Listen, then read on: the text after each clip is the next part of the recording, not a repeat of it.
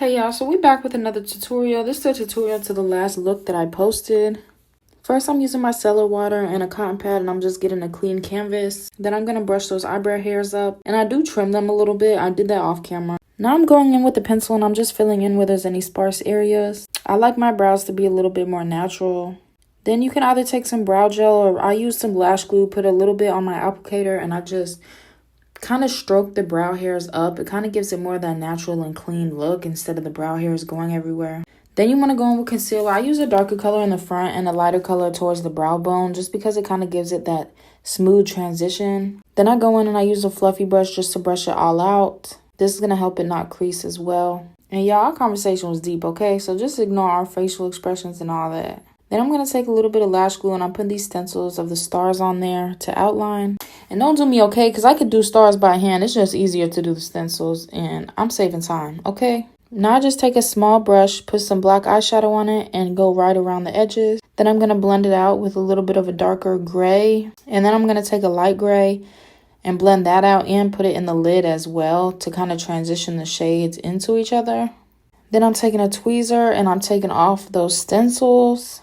And I'm just tracing that star with white. And mind y'all, it's a star. It don't have to be perfect. Some could be longer than others. Some could be bigger. Some could be smaller. Like, it does not have to be perfect. That's one thing I love about doing stars because it's still going to look dope regardless. It's not like doing a heart where you have to have two sides exactly the same. Like, stars are not like that. And that's why I'm quick to do them when I want to do some designs. And then if you look on one of the sides of the stars, I'm not completely doing the whole outline because I'm going to actually draw it out into a line to kind of give it that shooting star kind of effect. This is going to give my look even more of an exclusive exotic look.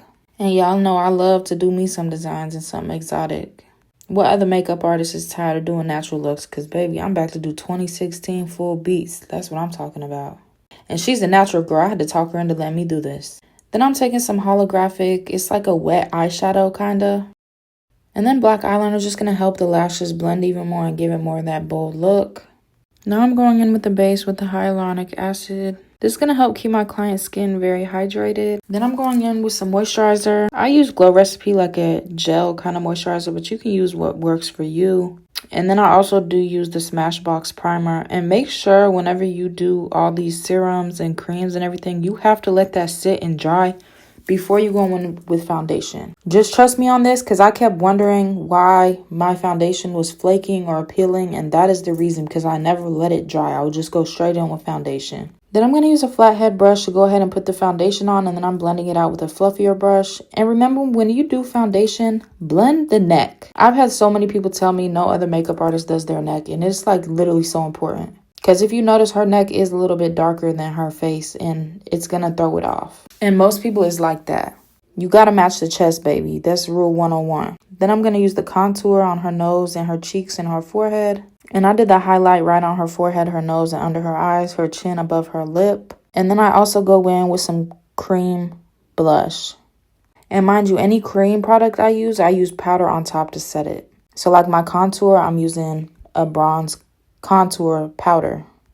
Then I'm using a translucent powder for all the highlighted spots. And then for the blush, I'm going to go in with a blush powder as well. Then y'all know I got to do the waterline. That just gives it even more of a wow, cute, whatever. I literally do waterline to every look. Then get that lip liner on. She used her own lip plump, but I'm going to go in with some pink gloss at the end, you'll see, just to give her lip a little more color.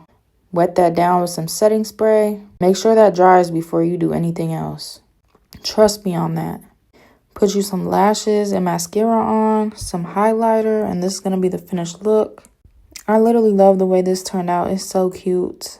And y'all about to see, this is the pink gloss I was talking about just to give her lip more color. And yeah, that's it. It's a vibe. It's cute. Beats by Jazzy B. Book me. What are you doing?